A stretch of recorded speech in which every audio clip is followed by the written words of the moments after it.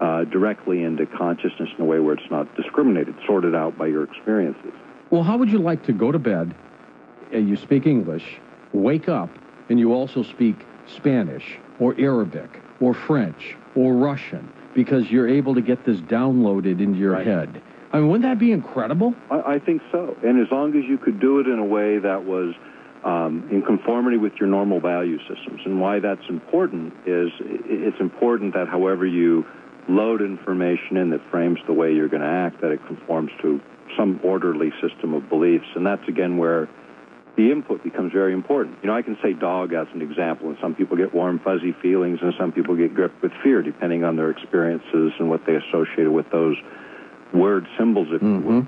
So the programming is important, and, you know, this is going to come. You know, the idea, there's a paper that was done in June 2004. It was in Technology Horizons, which is the Air Force Research Labs publication, and the Electromagnetic Directorate of the Air Force did this article on controlled effects, and they're trying to recreate the full five senses: sight, taste, touch, smell, sound, be able to get all five senses and be able to create synthetic experiences that are so real you can't distinguish them from the synthetic. Being able to interact or couple with consciousness and the mind in a way that you can literally take control of the equipment operator. I mean, as a military objective, as opposed to just knocking out equipment.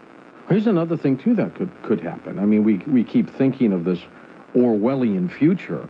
What happens if all this capability is going to happen, and I believe it will be attainable, and all of a sudden they decide to program all of us their way, and that is conform, don't argue, you know, put your guns down, whatever we say you do.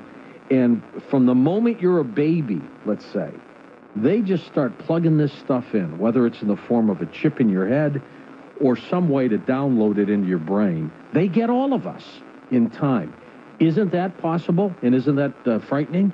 Well, it is possible, but it's not even necessary to have implantable technology, because you can, in fact, carry a signal below the audible range of hearing and have a tremendous effect. In fact, there's a very simple technology that was developed and patented. It was just used in Japan for dissuading shoplifters. And in 7 languages below the level of conscious hearing, they recite the messages to not steal and so on, and they result in about a 40% reduction in theft. And the reason it's probably only 40% is most theft is by professionals who have suspended their subconscious. You know, they don't listen anymore, and that's what they do. But the people that do listen probably do account for about 40%, and that consequently did have a pretty tremendous effect.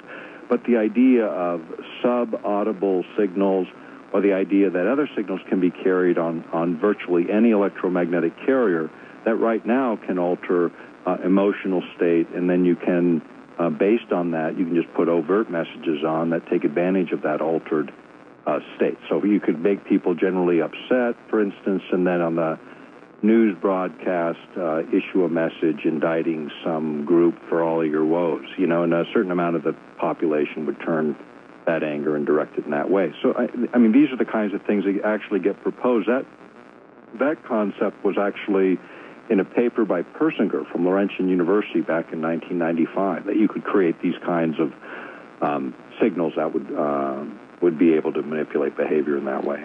Since 9/11, here's my personal little research project on you, Nick, because there's a method here behind my madness. Since 9/11, do you think, and here we are today, you know, we are 2008, going on 7 years, do you think that Nick Begich lost a little piece of himself over the last 7 years? Oh, for sure. Yeah. You know, just fatigue. I think we all have. Yeah. I think Americans have lost something in these double whammies with the economy and the ongoing war and everything else has just about deflated people. We'll get it when we open up the phone lines. I think people have been smacked up against the ropes so much now that they don't even know how to swing back anymore. And I can feel it. And I bet if I talk to 100 people 95% of them would just say what you just did, that you feel deflated. Yeah, you know, at the same time, though, I am still optimistic, because when you consider the possibility of even just a few fully engaged minds on this planet, a lot can happen. And you know, it happens from the most obscure places. Nothing, if you look historically on the great things, whether they were in religion, science, politics, or business, they happened by the maverick. They didn't come out of the mainstream. It happened out of the left field, out of the desert. Well, I agree with you. I'm not giving up either. We'll be back in a moment, because we can win this battle. Let's talk about ESP, extrasensory perception, when we come back on Coast to Coast AM.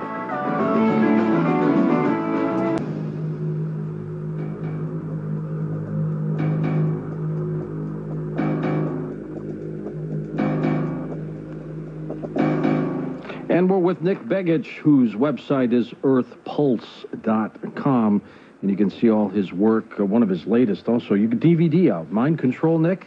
Yeah, we've got the Mind Control DVD and the book Controlling the Human Mind, which is really the subject of tonight's discussion, and a lot of other materials up there. There's on the Mind Effects section of the website, there's actually hundreds of pages of previously classified defense intelligence reports and other reports on the subject of this hour, extrasensory perception and the paranormal, or what they called in those days paraphysics. So, you know, it's interesting when you start to look historically at what's happened in these areas, and then you put it on the backdrop of where technology has gone in the intervening, 40, 50 years, literally, these days.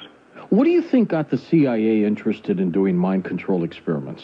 Well, my personal opinion is it goes back. There was a lot of interest in some of the things that were coming out of the hypnotherapy labs at Harvard back in the 20s and 30s that started to get people's attention. The idea of creating that super spy was actually, that whole concept was hatched in the mid-late 20s by a guy named Brooks, who developed a number of techniques in this area. Eventually, he perfected it, said in his later years he acknowledged that he'd actually done it, where they'd put someone or some number of people in these deep states of hypnosis, and then over a 10-month period literally gave them new identities so they could send them in, they could function, and if they were captured, they'd have absolutely no recollection of their other self until they were extracted and they were debriefed. And the thing about all that is you never really put people back together again, when you do this. And what they learned in that led to a lot of other things. But the big change, I think, in our government's focus was after the Korean War, when we had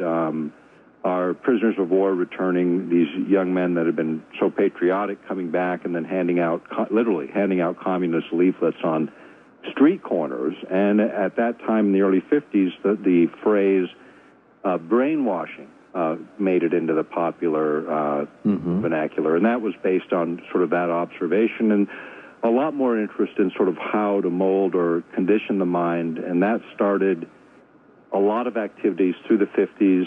In the early 60s, they looked at a lot of other things, and they were experimenting with hallucinogenics, LSD, telepathine, ketamine, number of other hallucinogenics to see what effects they would have on people.